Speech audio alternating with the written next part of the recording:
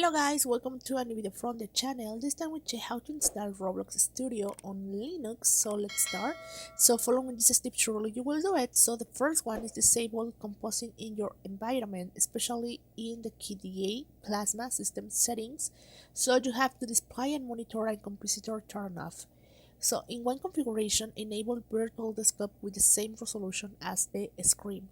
Number 3. Make sure hardware acceleration is enabled in your video card drivers or proprietary. Number 4. If it's still lagging, try another one runtime Proton via bottles or lotteries.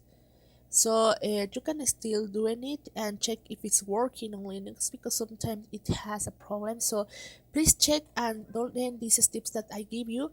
And if it's working, well, you can start doing selling Roblox on Linux, but if not, trying to check all these configuration or settings on your device.